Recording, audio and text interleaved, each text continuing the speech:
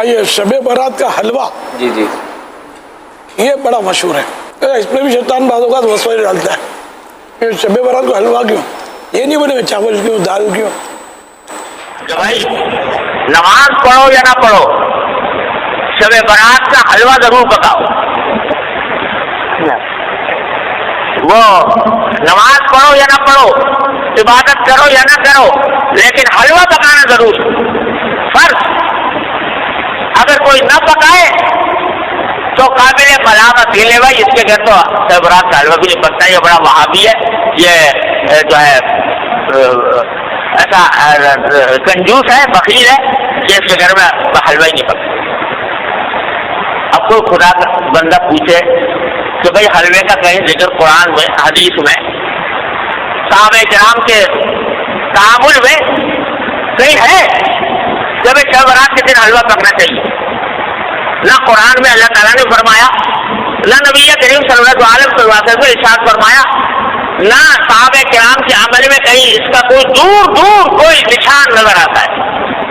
मगर ये हालांकि बात, और उसको फर्ज और वाजिब से ज्यादा जरूरी करार दे। कोई पूछे भाई हलवा ना पकाओ, ये बिदअत है, अरे भाई हलवा पकाने में क्या है, हलवा कोई हराम चीज है?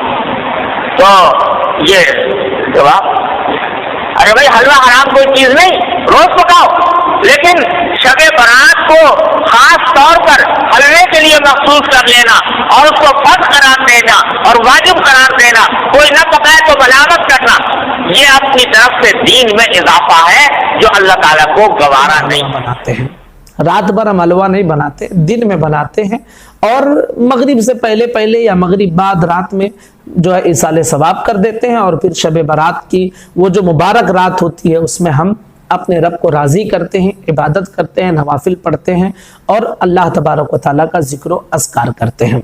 दरअसल मामला ये है कि ये लोग इस बाबरकत अमल से रोकना चाहते। इसमें बहुत सारे आदमी हलवा बनाते हैं, और कुछ आदमी कहते हैं कि हलवा बनाना सुन्नत है और सुन्नत से साबित है और बनानी भी चाहिए, और इसको कार खैर समझते हैं। तो शरई हैसियत क्या है, क्या वाकई सुन्नत है, सवाब का काम है? इसके बारे में कुछ रोशन डालें। बिस्मिल्लाहिर्रहमानिर्रहीम। यहाँ पर मैं चंद बातें आपको बताऊँगा, ठीक है।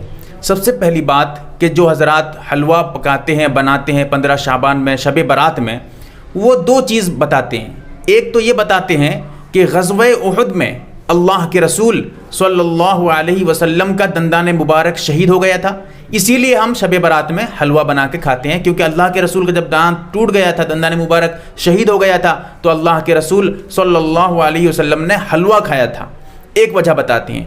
दूसरी वजह ये बताते हैं कि हज़रत हमज़ा रज़ियल्लाहु ताला अन्हु, जो हुज़ूर अकरम सल्लल्लाहु अलैहि वसल्लम के चचा हैं, वो शहीद हो गए थे ग़ज़वे उहुद में, तो इसीलिए हम जो है इसाले सवाब के लिए 15 शाबान में ये करते हैं। तो ये दो वजह बताते हैं, मैं दोनों का तज्ज़िया करूँगा, आपके सामने बात बिल्कुल खोल कर रख दूँगा। सबसे पहली बात यह है, अल्लाह के रसूल सल्लल्लाहु अलैहि वसल्लम का दंदान मुबारक ग़ज़वे उहुद में शहीद हुआ था, यह बिल्कुल साबित है, कोई इसका इनकार नहीं कर सकता। जहाँ तक हलवा खाने की बात है, यह मनगढ़ंत है, किसी भी रिवायत से इसका सबूत नहीं मिलता।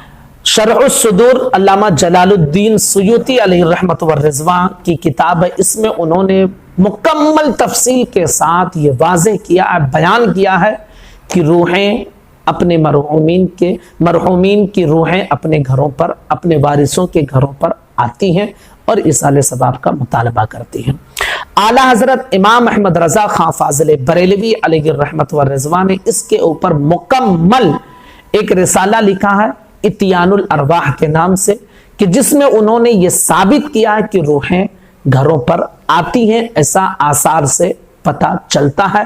और अल्हम्दुलिल्लाह इतनी शरह बस्त के साथ आला हजरत ने लिखी है कि आज तक कोई खबीस उसके रद में कोई किताब नहीं लिख सका है।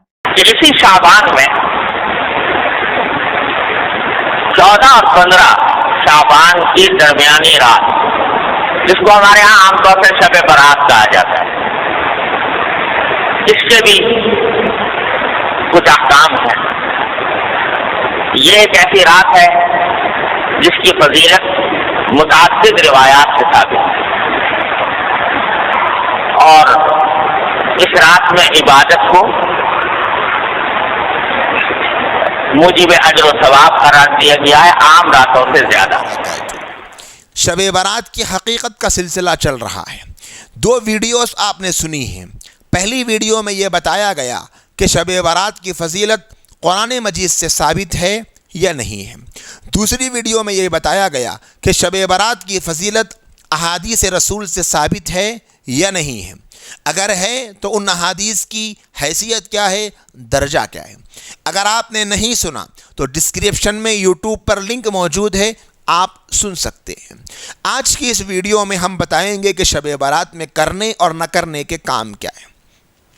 माह शाबान को एक ख़ास फजीलत हासिल है जिसकी बिना पर अल्लाह के रसूल सल्लल्लाहु अलैहि वसल्लम खुसूसियत के साथ इसमें रोज़े का एहतमाम फरमाते थे। रोज़े के लिए अल्लाह के नबी के नज़दीक रमज़ान के बाद सबसे महबूब शाबान का महीना था। ये ऐसा महीना है जिसमें अल्लाह के दरबार में साल भर के आमाल पेश होते हैं। ये ऐसा महीना है कि जिसमें बंदों की मौत के फ़ैसले किए जाते हैं। ये ऐसा महीना है कि ये महीना रमज़ान से मिला हुआ है।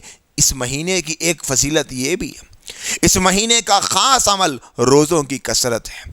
15 शाबान के बाद एक रिवायत में रोज़ों से मुमानियत आई है। ये मुमानियत भी रमज़ान की तैयारी की तरफ इशारा है।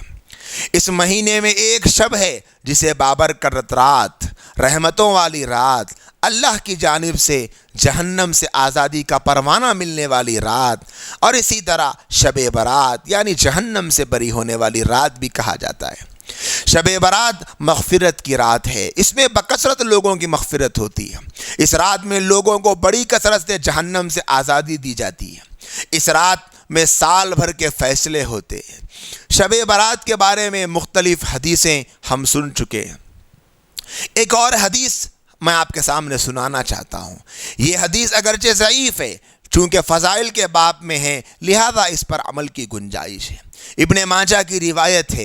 एक हदीस में ये मज़मून हुज़ूर अकरम सल्लल्लाहु अलैहि वसल्लम ने इरशाद फरमाया कि जब शाबान की दरमियानी शब हो तो उसकी रात में इबादत करो और दिन में रोज़ा रखो, क्योंकि अल्लाह ताला इस रात मगरिब के वक्त आसमान दुनिया पर नुज़ूल फरमाते हैं और इरशाद फरमाते हैं, कोई है मग़फ़िरत मांगने वाला कि मैं उसकी मग़फ़िरत करूँ। अरे कोई है कि रिज़्क़ मांगने वाला कि मैं उसको रिज़्क़ दूँ। कोई है मुसीबत ज़दा कि मैं उसे आफ़ियत दूँ। इसी तरह आवाज़ लगाई जाती रहती है यहाँ तक कि सुबह हो जाती है। चाँद के हिसाब से पहले रात आती है, फिर दिन आता है। इसीलिए 14 शाबान को हर साल मगरिब ही से हम इस बात का एहतमाम शुरू कर दें कि ये शब बारात है। इसलिए कि लोग समझते हैं कि इशा की नमाज के बाद जब प्रोग्राम होगा या नमाज से फारिग होंगे तो अब 10 बजे 11 बजे ये रात शुरू हो रही। नहीं, मगरिब से शुरू हो जाती है। तो जो जो फजीलतें हैं वो मगरिब से शुरू होनी चाहिए। इसी तरह एक उसूली बात मैं आपके सामने बताना चाहता हूँ कि जिस मौके पर, जिस शब की, जिस रात की, जिस महीने की, जिस घड़ी की जो फजीलत जहाँ पर भी हम देखेंगे, जिन औकात पर किसी भी नेकी का सवाब बढ़ा दिया जाता है, उन्हीं औकात में किसी भी गुनाह का अजाब भी बढ़ के मिलेगा। लिखा है उलमा किराम ने किताबों में। अब आप इस हदीस पर गौर करें। इस हदीस में 3 अमल का जिक्र है। पहला अमल रात के क़ियाम करके इबादत करने का, दूसरा अमल रोज़ा रखना अगले दिन, तीसरा अमल दुआ करना। रात में क़ियाम करके इबादत करना। अब क़ियाम करके इबादत करने में बहुत सारे आमाल हैं जो इख्तियारी है। कोई मखसूस अमल, कोई ख़ास अमल, कोई पर्टिकुलर अमल, कोई परमानेंट अमल ऐसा नहीं है। कोई फिक्स किया हुआ अमल नहीं है कि ये अमल करना ही करना है। नहीं, हम जो चाहे कर सकते हैं। इस रात में तौबा कर सकते हैं, इस गुनाहों से तौबा कर लें, इस्तिग़फ़ार कर सकते हैं। इस रात में आम तौर पर क़ज़ा नमाज़ें पढ़ लेना चाहिए, क्योंकि क़ज़ा नमाज़ें बहुत सारी बाकी होती है। बहुत सारे लोग ऐसी मुबारक रातों में नवाफिल पढ़ने पर बड़ा फोकस करते हैं। तो मैं आज एक वजाहत करना चाहता हूँ। जैसे मिसाल के तौर पर दुनिया में किसी इंसान पर कर्जा है और एक इंसान चाहता है कि मैं सेविंग करूँ, तो पहले वो कर्जा अदा करेगा या सेविंग करेगा? हमको हर एक को बात समझ में आती है कि अगर कुछ पैसा आ जाए भाई तो पहले कर्ज अदा कर दो, क्योंकि सेविंग तो बाद में भी कर सकते हैं। कर्जा फिट जाएगा तो आराम मिलेगा। जो नमाजें کسی بھائی پر کسی بہن پر قضا ہے، چھوٹی ہوئی نمازیں ہیں. ایسے بہت سارے مرد ہیں جو نماز نہیں پڑھتے ہیں، بہت ساری وجوہات ہو سکتی ہے، لیکن نماز چھوڑنے کی کوئی وجہ بھی قبول نہیں ہو سکتی. بہرحال نماز جو بھی چھوٹی ہوئی ہے وہ قضا ہے. اب جو نفل پڑھنا ہے وہ سیونگ ہے. تو بہت سارے لوگ ایسے موقعوں پر وہ قضا جو اوپر قرضہ باقی ہے وہ چھوڑ کر نفل پڑھتے ہیں. حالانکہ بہتر یہ ہے کہ پہلے قرض ادا کرنے کی فکر ہو. کم سے کم درجے میں 5 نمازیں، فجر، ظہر، عصر، مغرب، عشاء، 5 نمازیں بھی اگر ہم ایک رات میں کسی مبارک رات میں قضا کی ادا کر لیں تو ممکن ہے یہاں سے اللہ پاک قضا کے ادا کرنے کی توفیق دے دیں گے. تو جن کے اوپر نماز قرضہ ہے یعنی قضا ہے وہ نماز قضا نماز پڑھ لے، اور جن کے اوپر نماز قضا نہیں ہے وہ نفل پڑھ لے. نفل میں صلاۃ التسبیح پڑھ سکتے ہیں، تہجد کی نماز پڑھیں گے، مغرب کے بعد اوابین پڑھ لیں، عشاء کے بعد کی نوافل پڑھتے ہیں. اسی طریقے سے صلاۃ الحاجت پڑھ سکتے ہیں، صلاۃ التوبہ پڑھ سکتے ہیں، جو چاہے کر سکتے. تو یہ بات ذہن میں رکھ لے، جس پر قضا ہے وہ پہلے قضا پڑھے، اور جس پر قضا نہیں ہے وہ نفل پڑھ لے. اور قضا نمازوں کے پڑھنے کا کوئی ایسا ایڈوانس ابھی تک طریقہ نہیں ہے، نہ قیامت تک ہوگا کہ ایک ہی ایسی نماز پڑھ لی جائے جس سے پوری قضا نمازیں معاف ہو جائے، ایسی کوئی بات نہیں. اسی طرح اس مبارک رات میں قرآن مجید کی تلاوت کی جا سکتی ہے. ذکر اللہ کا کرے، دلوں کو صاف کرتا ہے، دل کے میل کو صاف کرتا ہے. ذکر کرنے والا زندے کی طرح، ذکر نہ کرنے والا مردے کی طرح. احادیث میں کتنے فضائل آئے ہیں ذکر کے. قرآن مجید بھی ایک بہت بڑا ذکر ہے، اللہ کا کلام ہے، بڑی نیکیاں ملتی ہے اور روح کو سکون ملتا ہے، روح کو طاقت ملتی ہے. اللہ کا کلام پڑھے، قرآن مجید پڑھے. موقع مل جائے کچھ دیر استغفار کر لے. پوری رات جاگنا یہ کوئی ضروری نہیں ہے. اگر کسی کو پوری رات نہ جاگ سکے تو جتنا جاگ سکے عبادت کر کے سو جائیں. سب سے ایک آسان شکل یہ ہے کہ پوری رات ثواب کمانے کا حدیث پاک میں آتا ہے، حضرت عثمان غنی رضی اللہ تعالیٰ عنہ راوی ہے، جو شخص عشاء کی نماز پڑھ لے گا وقت پر، مرد ہوگا تو جماعت سے پڑھے گا، تو اسے آدھی رات عبادت کا ثواب ملے گا. اور جو فجر کی نماز پڑھے گا جماعت سے اسے آدھی رات عبادت کا ثواب ملے گا. تو عشاء اور فجر خاص طور پر ایسے مبارک موقعوں پر ہم کو چاہیے کہ ہم جماعت سے پڑھ لے، وقت پر پڑھ لے، خواتین وقت پر پڑھ لے، پوری نماز اچھی طرح پڑھ لے تو ممکن ہے پوری رات کا ثواب مل جائے گا. جتنا بشاشت ہو عبادت کر لے، بقیہ سو جائے، آرام کر لے. اسی طریقے سے دوسرا جو عمل اس حدیث میں بیان کیا گیا وہ ہے اگلے دن روزہ رکھنا. روزے کے سلسلے میں ایک ہی روزہ رہنا ہے، اور پہلے عبادت ہے پھر روزہ ہے. 2 غلط فہمیاں معاشرے میں پائی جاتی ہیں. ایک تو ہے روزے 2 رہتے ہیں، ایک نہیں رہتے. ایک تو دن میں روزہ رہتے ہیں، شام میں عبادت کرتے ہیں، اگلے دن روزہ رہتے ہیں. ایسا رہنا نہیں ہے، یہ صحیح نہیں. دوسرا کام یہ کرتے ہیں کہ پہلے روزہ رہ لیتے ہیں پھر شام میں عبادت کرتے ہیں، یہ بھی صحیح نہیں. صحیح یہ ہے کہ پہلے شعبان کی 14 تاریخ کو جب مغرب ہو جائے تو 15ویں شب شروع ہو گئی، یعنی 15 شعبان کی رات پہلے آ گئی، دن بعد میں آئے گا. تو یہ جو 15ویں شب ہے اس میں پہلے عبادت کر لے، پھر اگلے روز 15 شعبان کے دن میں روزہ رکھے. یہ ایک وضاحت تھی. اسی طرح روزے کے سلسلے میں ایک بہت اہم بات کہنی ہے. شیخ الاسلام حضرت مولانا مفتی تقی عثمانی صاحب دامت برکاتہم العالیہ نے فرمایا کہ ذخیرہ حدیث میں صرف ایک حدیث میں یہ بات ہے کہ روزہ رکھو. اور جیسا آپ نے پیچھے سن لیا، جو حضرات یہ سلسلہ سن رہے ہیں وہ اب تک جان چکے ہوں گے کہ شب برات کے سلسلے میں ضعیف حدیثیں موجود ہے، بعض صحیح بھی ہے، ایک دوسرے کی تائید سے تقویت مل جاتی ہے. لیکن یہ جو حدیث ہے یہ ایک ہی حدیث ہے اور ضعیف ہے. خاص اس شعبان کا روزہ، خاص اس 15 شعبان کا روزہ، مفتی تقی عثمانی صاحب فرماتے ہیں کہ خاص اس 15 شعبان کا روزے کو سنت یا مستحب قرار دینا بعض علماء کے نزدیک درست نہیں، کہ صرف 15 شعبان کا روزہ سنت ہے یا مستحب ہے، یہ درست نہیں. کیوں؟ اس لیے کہ اس بارے میں حدیث ایک ہی ہے اور ضعیف ہے. اور ہم نے سن لیا کہ اگر حدیث ضعیف ہو تو اس کے ساتھ والی جو حدیثیں رہتی ہے وہ حدیثیں اس کی تائید میں آئے گی تو ایک دوسرے سے مل کے مضبوط ہو جائے گی، تقویت ملے گی. لیکن یہاں یہ بات بھی نہیں ہے. مفتی تقی عثمانی صاحب دامت برکاتہم العالیہ بہت ہی پیاری شکل بتاتے ہیں کہ شعبان کے بارے میں ایک روایت میں تو یہ ہے کہ 15 شعبان کے بعد روزہ مت رہو. اسی طرح حضرت فرماتے ہیں کہ 27 شعبان تک روزہ رکھنے کی اجازت ہے، آخری کے 2 دن روزہ رکھنے کی ممانعت ہے. آپ 2 بھی روایتیں سامنے رکھ لیں، چاہے وہ 15 تک کی ممانعت ہو یا 27 تک کی ممانعت ہو، دونوں کے ممانعت کی وجہ یہی ہے کہ اس روزے کی وجہ سے رمضان کے روزے میں متاثر نہ ہو، کمزوری آ جائے گی، رمضان میں روزے رکھنا دشوار ہوگا. اس کے علاوہ پورے شعبان کے مہینے کے کسی بھی دن روزہ رکھنا فضیلت ہے، ثواب ہے، بڑی فضیلت والا عمل ہے. ہر دن کے روزے میں فضیلت ہے. ایک بات. دوسری بات یہ ہے کہ اللہ کے رسول صلی اللہ علیہ وسلم ہر مہینے کے 3 دن 13, 14, 15 اسے ایام 20 کہتے ہیں، یہ روزے رکھا کرتے تھے. یہ 15 تاریخ شعبان کی 15 تاریخ ایام 20 میں سے بھی ہے. اللہ کے رسول صلی اللہ علیہ وآلہ وسلم کا معمول تھا کہ ہر مہینہ 3 دن روزے رہتے تھے. اگر کوئی صاحب ایسا کرے کہ وہ ایام 20 کے 3 روزے رہ لے، ایک تو شعبان کے روزے کی فضیلت تو ہے ہی، ایام 20 کے روزوں کا ثواب ملے گا ہی، اس میں یہ روزہ 15 شعبان کا بھی آ جائے گا. ایک اور بات جو مفتی تقی عثمانی صاحب دامت برکاتہم فرماتے ہیں کہ اگر کوئی شخص ان 2 وجہ سے روزہ رکھے 15 شعبان کا، ایک تو نیت یہ ہو کہ یہ شعبان کا دن ہے، یعنی 15 شعبان بھی تو شعبان کے مہینے میں آتا ہے اور شعبان کے ہر دن روزہ رکھنے کی فضیلت ہے، تو اس اعتبار سے اس دن بھی یہ سوچ کر کہ شعبان کا دن ہے روزہ رکھا جائے تو فضیلت ہے، ثواب ملے گا. اسی طرح یہ 15 شعبان ایام 20 میں بھی داخل ہے، اس میں بھی شامل ہے.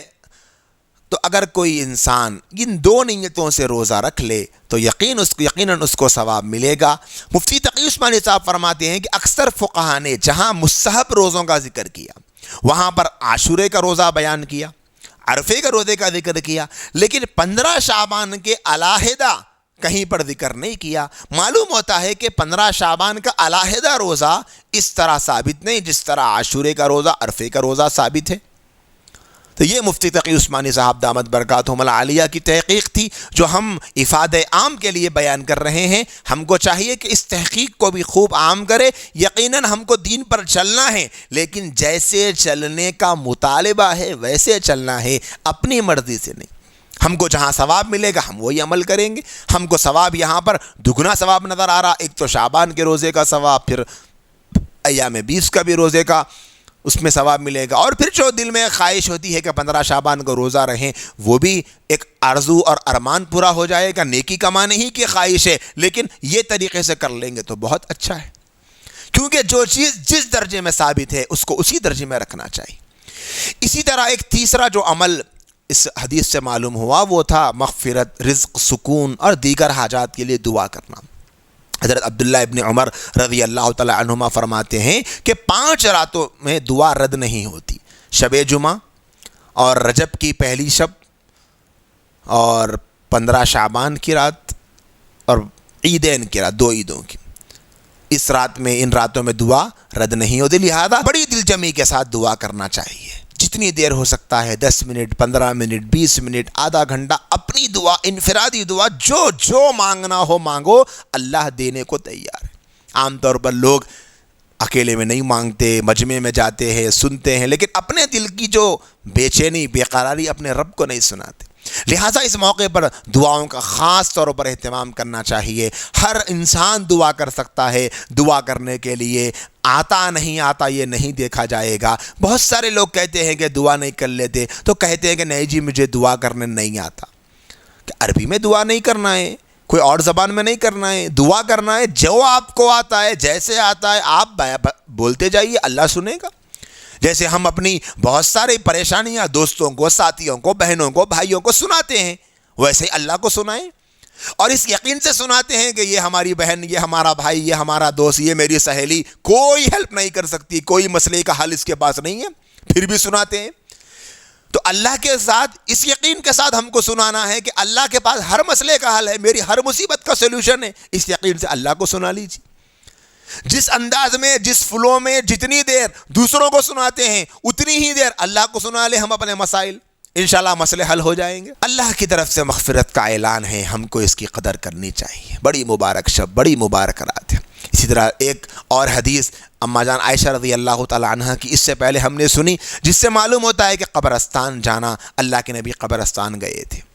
تو مفتی شفیع صاحب رحمۃ اللہ علیہ فرماتے ہیں کہ جو چیز رسول کریم صلی اللہ علیہ وسلم سے جس درجے میں ثابت ہو ویسے ہی کرنا دین ہے۔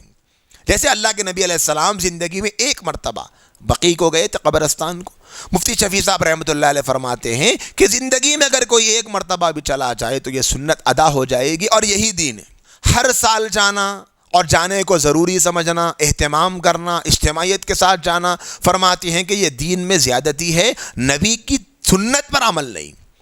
اسی طرح مفتی شعیب اللہ خان صاحب دامت برکاتہم العالیہ کی ایک تحقیق یہ ہے کہ اللہ کے رسول صلی اللہ علیہ وسلم جو جنت البقیع کو گئے تھے، وہ جانا برات کی وجہ سے نہیں تھا، بلکہ اما جان عائشہ رضی اللہ تعالی عنہا کے باری کے موقع پر عام طور پہ اللہ کے رسول قبرستان جاتے تھے اور جا کر وہاں پر کچھ ان کے لیے دعا کر کے آتے تھے۔ اگر آپ اس کو سامنے رکھیں گے تو پھر معلوم ہوتا ہے کہ شب برات کا کوئی خاص عمل نہیں ہے، لیکن ہم نے بنا لیا ہے۔ اسی لیے اگر اللہ کے رسول صلی اللہ علیہ وسلم شب برات کے لیے ہی گئے تھے تب بھی ایک مرتبہ چلے جائیں، انشاءاللہ سنت ادا ہو جائے گی۔ اگر کسی کو جانے کو دل ہی کرتا ہے تو ہر سال جانا ضروری نہیں، کبھی جائیں کبھی نہ جائیں، 1-2 سال جائیں 1-2 سال نہ جائیں، جاتے رہیں، کبھی 1 سال 2 سال نہ جائیں، تاکہ معلوم ہو کہ کوئی لازم اور ضروری نہیں ہے۔ یہ تو وہ اعمال تھے جو شب برات میں کرنے کے ہیں۔ اسی طرح کچھ اعمال ہے جو شب برات میں نہیں کرنے کے ہیں اور کیے جاتے ہیں۔ جیسے مثال کے طور پر شب برات میں خاص طریقے عبادت لوگوں نے بنا لیا، تو عبادت کا خاص طریقہ، کوئی خاص نماز ہے، کوئی خاص عمل ہے، خاص دعا ہے، خاص ذکر ہے، اس طرح کوئی چیز نہیں ہے، یہ بنائی ہوئی ہے، دین میں اس کی کوئی حقیقت نہیں۔ اسی طرح نفل نماز کی جماعت کرنا بہت دیکھنے میں آئے گا۔ صلاۃ التسبیح کی جماعت تو کسی بھی طرح سے ثابت نہیں ہے جماعت سے پڑھنا، بلکہ مفتی تقی عثمانی صاحب دامت برکاتہم نے تو فرمایا کہ ناجائز ہے۔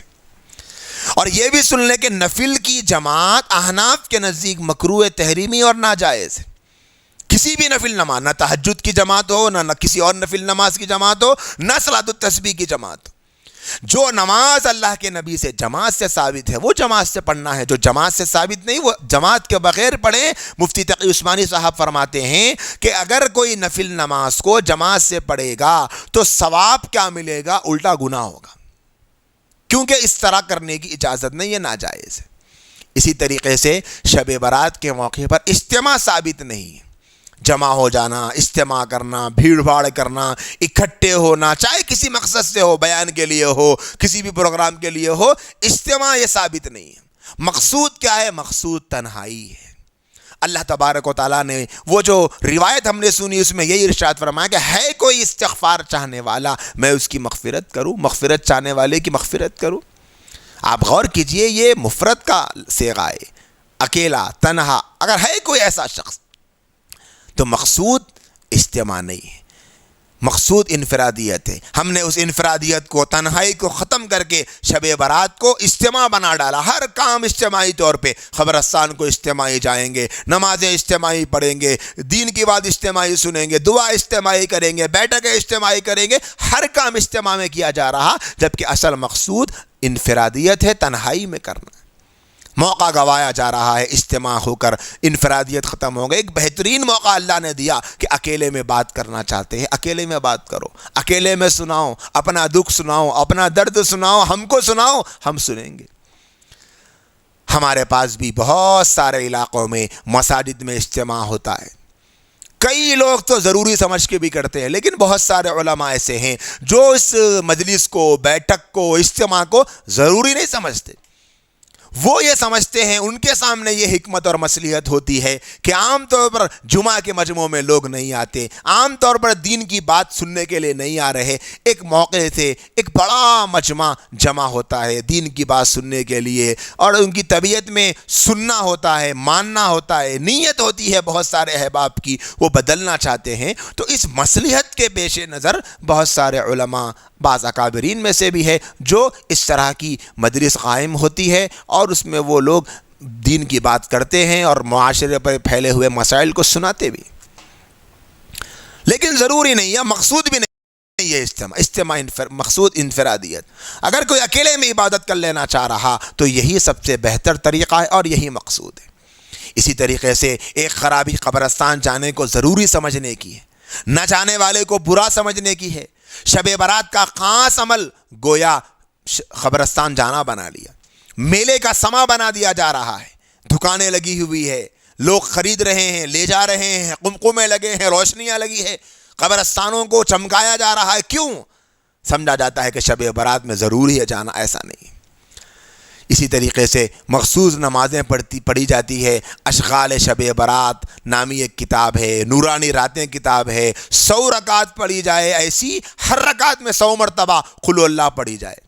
مخصوص انداز سے یہ نمازیں بیان ہوتی ہے، اخبارات میں آتی ہے، مضامین میں آتی ہے، سوشل میڈیا پہ ویڈیوز وائرل ہے کہ شب برات کی نماز، شب برات کی نماز۔ ایسی تمام احادیث جس کتاب کے حوالے سے دی جا رہی ہے، مفتی شعیب اللہ خان صاحب دامت برکاتہم العالیہ نے اس بات کو بیان فرمایا کہ محدثین نے ایسی حدیثوں کو موضوع اور باطل قرار دیا ہے۔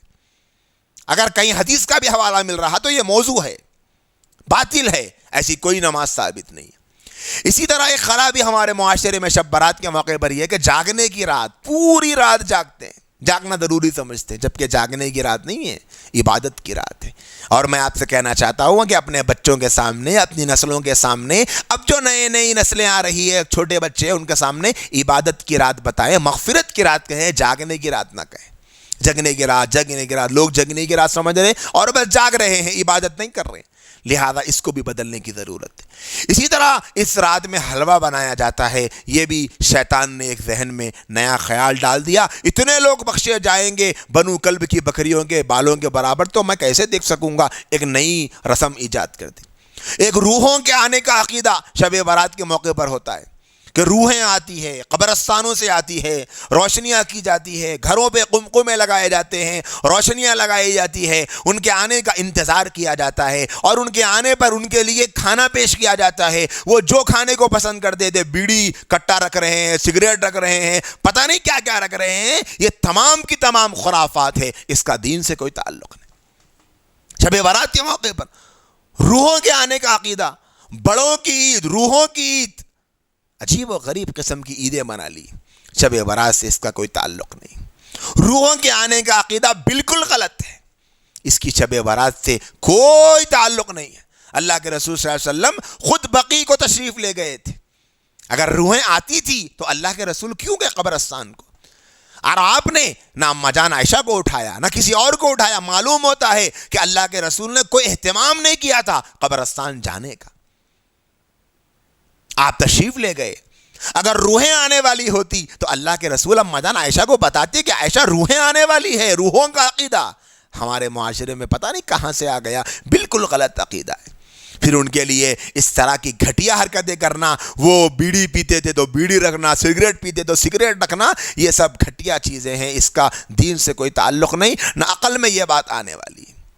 مثال کے طور پہ اگر روحیں آنے کا عقیدہ فرض کر لیجئے کوئی مان رہا ہے، عقلاً بھی یہ بات کتنی بچکانہ لگتی ہے۔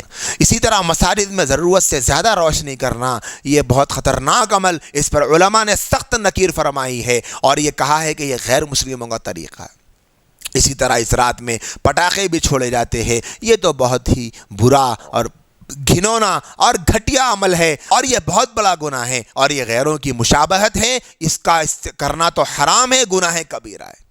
اسی طرح اس رات بہت سے نوجوان سڑکوں پر نکل کر گاڑیاں چلاتے ہیں، گھومتے ہیں، پھرتے ہیں۔ میں نوجوانوں سے کہنا چاہتا ہوں، اگر آپ کو عبادت کرنے کی ہمت ہے تو عبادت کر لیجئے، اللہ کو راضی کر لیجئے، 2 آنسو کے قطرے نکال لیجئے، اللہ کے دربار میں بیٹھ جائیے، گناہوں پر 2 آنسو کے قطرے بہا لیجئے، لیکن گاڑیوں پر، سڑکوں پر گھوم کر نہ اپنی جان کو دھوکے میں ڈالیے اور نہ شب برات کی شبی کو خراب کیجئے۔ لوگ سمجھتے ہیں کہ شب برات کا مطلب ہے جگنے کی رات ہے، سڑکوں پر گھومیں گے، اذیتیں دیں گے، ہارن مار کر لوگوں کو تکلیف دیں گے، اور چوراہوں پر، ہوٹلوں پر، ڈبوں پر رات گزار کر کیا میسج اور پیغام دینا چاہتے ہیں؟ چاہیے کہ اس خرابی کو ختم کرنا چاہیے۔ یہ بہت بری عادت ہے اور بہت برا عمل ہے. نوجوانوں کو چاہیے کہ جب تک کوئی دین کی بات سننا موقع ملے سن لے، اور عمل کرنے کی طاقت ہو کر لے. جب عمل کرنے کا وقت ختم ہو جائے آپ آرام کر لیں، لیکن گھومنے پھرنے کا ماحول اور فضا نہ بنائیں. انشاءاللہ ہم آئندہ ویڈیو میں ان لوگوں کا ذکر کریں گے جس کی شب برات میں بھی مغفرت نہیں ہوتی، جو شب برات کے محروم لوگ ہیں. اللہ سے دعا ہے اللہ ہمیں شب برات میں کرنے والے اعمال کو کرنے کی توفیق دے، اور جن اعمال سے بچنا ہے اس سے بچنے کی توفیق دے. السلام علیکم ورحمۃ اللہ وبرکاتہ.